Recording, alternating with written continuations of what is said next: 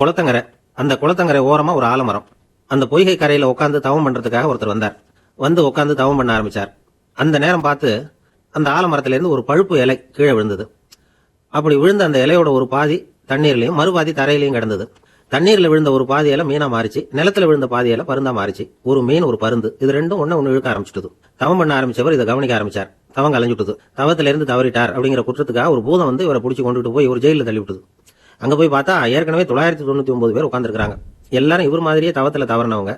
எல்லாரும் அந்த பூதம் தான் பிடிச்சி கொண்டுட்டு வந்து தள்ளி வச்சிருக்குது. அந்த பூதம் என்ன நினைச்சுக்கிட்டு இருந்ததுன்னா, சிறையில வந்து 1000 பேர் சேர்ந்ததும் ஒரேடியா எல்லாரையும் சேர்த்து சாப்பிட்டுலாம் அப்படின்னு நினைச்சிட்டு இருக்குது. அப்படிதான் சொல்லிக்கிட்டே ஒவ்வொருத்தரா கொண்டாந்து சேர்த்துக்கிட்டு இருந்தது. கடைசியா இவர் வந்து சேர்ந்ததும் எண்ணிக்கை 1000 ஆச்சு இல்லையா? அதனால ஏற்கனவே அங்க இருந்த 999 பேருக்கு இவர் பேர்ல எரிச்சல் வந்துட்டுது. இவரால தானே அவங்க உயிருக்கு ஆபத்து வரப்போகுது. இவர் ஒருத்தர் வரலன்னா இப்போதைக்கு அந்த பூதம் அவங்களை சாப்பிட போறது இல்லையே. அதனால எல்லாரும் சேர்ந்து இவர்கிட்ட சண்டைக்கு வந்தாங்க, குற்றம் சாட்டினாங்க. நீ தான் எங்க அழிவுக்கு காரணம்னாங்க. இப்படிப்பட்ட சூழ்நிலையில கடைசியா வந்தாரே, அவரு ஒரு நூல் எழுதினாராம். அந்த நூல் தான் திருமுருகாற்றுப்படை. அவர் யார் தெரியுமா? அவர் தான் நக்கீரர். அதாவது அந்த காலத்திலேயே ஜெயில இருந்து புத்தகம் எழுதினவர் நக்கீரர். அவர் பாடின பாட்டு அவருக்கும் விடுதலை வாங்கி கொடுத்தது, அவரு கூட இருந்த 999 பேருக்கும் விடுதலை வாங்கி கொடுத்தது. இந்த கதை ஒரு பக்கம் இருக்கட்டும். இப்ப கருத்தை கவனிப்போம். பொய்கை கரைன்னு சொன்னோம் பாருங்க, அதுதான் இந்த உலகம். பழுத்து போய் விழுந்த ஆலம் இலைன்னு சொன்னோம் பாருங்க, அதுதான் இங்க இருக்கிற உயிர்கள். இலை வந்து குளத்துல விழுந்தது மாதிரி இந்த உலகத்துல நாம வந்து விழுந்திருக்கிறோம். இங்க நாம எப்படி வாழணுங்கிறதுக்கு 2 வழி இங்க காட்டப்பட்டிருக்கு. மீன் மாதிரி வாழறதா, இல்ல பருந்து மாதிரி வாழறதா.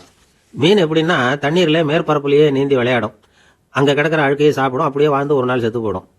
பருந்து எப்படின்னா ரொம்ப உயரத்துல பறக்கக்கூடிய வாழ்க்கை. அதுக்கு வாழ்க்கை உயர்ந்ததுதான், இருந்தாலும் அது கண்ணு வந்து இங்க இருக்கிற அழுகி போன பிணங்கள் ஏதாவது கிடைக்குமா அப்படின்னு பூமியை தேடிட்டே இருக்கும்.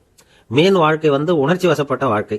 அடித்தளம் வரைக்கும் போய் வாழ்வின் உண்மையை அனுபவிச்சு தெரிஞ்சுக்காம ஏதோ மேலெழுந்த வாரியா சில அழுக்கு மாதிரியான தாழ்ந்த இச்சைகளை நிறைவு பண்ணிட்டு செத்து போற ஒரு வாழ்க்கை இது. பருந்து வாழ்க்கைங்கிறது அறிவு வாழ்க்கை. அறிவு மிக உயரத்துல இருக்கும், ஆனா ஆசை வந்து அதை இழிநிலையில கொண்டாந்து ஈடுபடுத்திவிடும். அறிவும் உணர்ச்சியும் ஒண்ணுக்கு ஒண்ணு முரண்பட்டு இழுக்க அதனால ஏற்படுற போர்கள் நிறைந்த போர்க்களம் தான் இந்த உலகம்.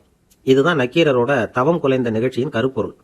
இந்த கருப்பொருள் நமக்கு உணர்த்துற நீதி ஒண்ணு உண்டு. மீனும் பருந்தும் இணைந்த ஒரு வகை வாழ்க்கை முறை தான் நமக்கு தேவையாம்.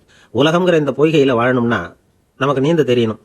உலகத்திலிருந்து ஒதுங்கி வாழாம, தனக்குன்னு எந்தவித பற்றும் இல்லாம, எதிலையும் தோய்ந்து நின்று நுகர்தல் இல்லாம நீரின் மேற்பரப்புலேயே நீந்தி வாழற மீன் மாதிரி நாம இந்த உலக வாழ்க்கையை அமைச்சுக்கணுமா. ஆனா அதே சமயத்துல பருந்து வாழ்க்கையை மேற்கொள்ளணும். பருந்து வாழ்க்கை ஒரு வகையான யோக வாழ்க்கை. உடல் வாழ்க்கையில மீனாவும் உயிர் வாழ்க்கையில பருந்தாவும் இருக்கிற மாதிரி நம்ம வாழ்க்கையை நாம அமைச்சுக்கணும். அதுதான் நாம செய்ய வேண்டியது. இது இருக்கட்டும். நக்கீரர் வந்து ஜெயில புத்தகம் எழுதினார் இல்லையா? நம்மால் ஒருத்தர் சமீபத்தில் ஜெயில இருந்து வெளியில வந்தார். என்னங்க ஜெயில இருந்தப்ப ஏதாவது புத்தகம் எழுதினீங்களான்னு கேட்டோம். எழுதினேன் சார், அதுக்கப்புறம் தான் வெறுங்காவல் தண்டனையிலிருந்து என்ன கடுங்காவல் தண்டனை அனுபவிக்கிற மாதிரி மாத்தி போட்டாங்க அப்படின்னார். என்ன புத்தகம் எழுதினீங்க அப்படின்னு கேட்டோம். ஜெயிலில் இருந்து தப்பிக்கிறது எப்படி அப்படின்னு ஒரு புத்தகம் எழுதினேன் சார், அதுக்கே ஒரு தண்டனை கொடுத்துட்டாங்க.